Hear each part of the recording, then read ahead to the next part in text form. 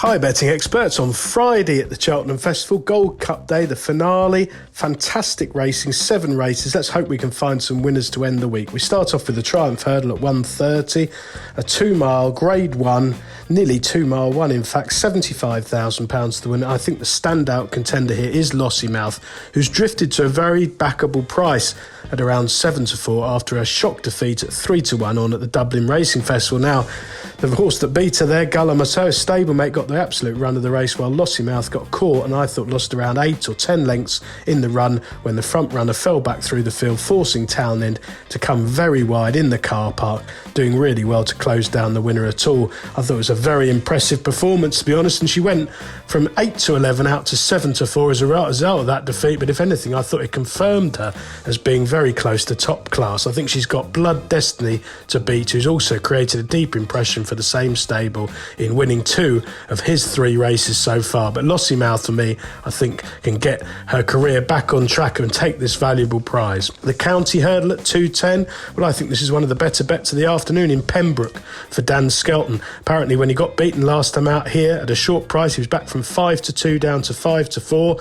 Favourite for a valuable contest, a Grade 2 over 2-mile 4. Rock My Way won the race. Pembroke came out the pack to throw down a challenge but couldn't get past. I don't think the drop back to 2-mile 1 will be any inconvenience at all, and this one remains open to improvement after just 4 starts so far over hurdles. Versatile as to regards of ground, bit of cutting it should be ideal. Harry Skelton be looking to swoop late from a very attractive opening handicap mark. The Albert Bartlett at 250's got the look of one of the hardest graded races of the entire week, but I think the one at the prices to side with now is Hidden Valley Lake, who's another one who's drifted right out after a disappointing performance on the face of it, but I suspect that defeat in February at Clonmel maybe had a little bit more to do with Rachel Blackmore set arguably too slow a pace and got picked off by Monty Starr, and the yard at the time was probably under something of a cloud. They're going a bit better now. There should be loads more improvement to come from Hidden Valley Lake after just 3 career starts, but it is a very wide open contest,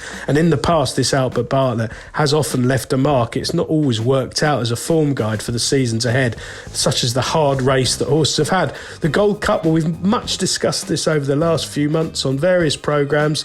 There's a short price favourite in Gallopin de Champs who I think is vulnerable. I thought he looked beaten. I didn't like how he jumped when he ended up winning impressively last time out, and the value for me lies with Statler, who's got around 9 lengths to find with the favourite, but I think over 3-mile 2 in a truly run race his stamina will kick him up the hill, and I'm sure he's going to go close with a clean round of jumping. I respect the claims of A Plus Tard, last year's winner. He has got something to prove, but he comes here fresh and he's reportedly working well at home. Brave Man's Game won a weak King George that rather fell to pieces. I'm not sure about him. Noble Yates surely more Grand National type than anything else, and Protectorate I don't think is good enough, was beaten miles by A Plus Tard last year with every chance and no excuses. So for me, Statler, who's around 9 or 10-1, a really good each way bet. The Hunter Chase after the Lord Mayor's Show, not a race I'll be getting too heavily involved with, but Valsalet is pretty reliable and a useful performer at this level, should take plenty of beating.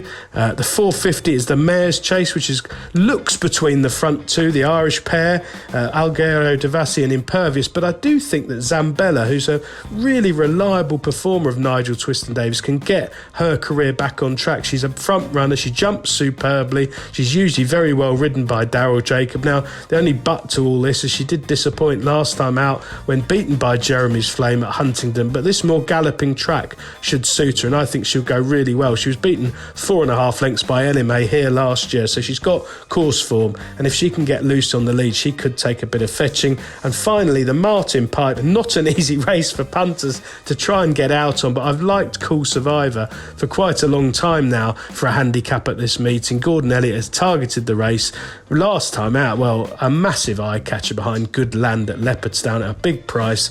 It looked like he was hanging, but he wasn't given a very hard ride. He shaped really well, and I think he's got into this pretty lightly for his first handicap of 136. He really should be going close. He's already proven his stamina at 3 miles, a really fast run 2-mile 4. I can see him storming through late up the hill. Best of luck on the final day at the Cheltenham Festival, betting experts.